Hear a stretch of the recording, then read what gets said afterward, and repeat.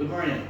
My name is Sammy J. Reed, ENT attached to the Naval Fire Station, and today I'll be demonstrating the use of the airway adjunct, particularly the NPA and the OPA on a trauma patient.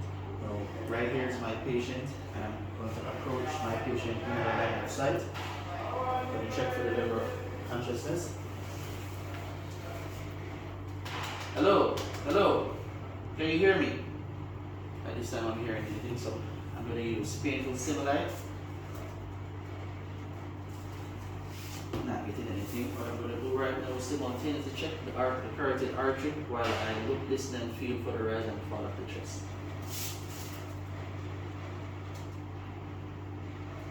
And I'm getting a pulse.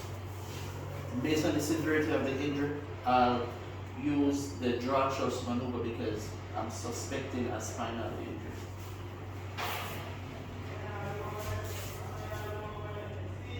So I'll open the airway, and at this point in time I'll use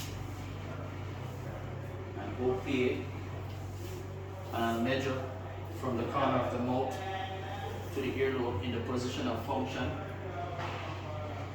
Having done that, I'll insert with the tip of the OPA facing the roof of the mouth, and I'll rotate 180 degrees until the flange flushes with the lip. I'll now administer oxygen via bag valve mask, and I'll do that by administering one breath every 5 to 6 seconds. 1, 2, 3, 4, 5.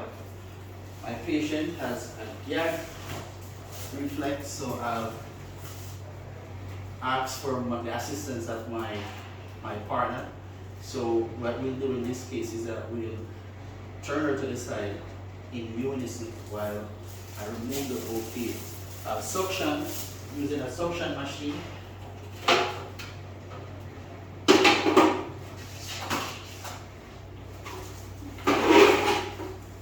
And it's imperative to select the right catheter, and I'll measure in the position of function from the corner of the mouth to the earlobe. At this point, I'll build the pressure to 300 millimeters of mercury, and I'll suction in a rotating and outward direction for not more than 15 seconds. Having done that,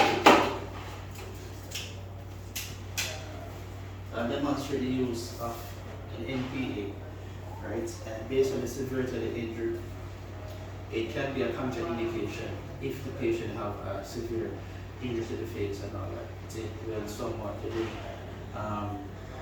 cause more problem. So I'll measure in the position of function from the philtrum to the earlobe, and I'll lubricate and insert with the bezel facing the septum of the nose. I'll now administer oxygen via the bag valve mask, and I'll do so by administering one breath every 5 to 6 seconds. 2, 3, 4, 5. That concludes my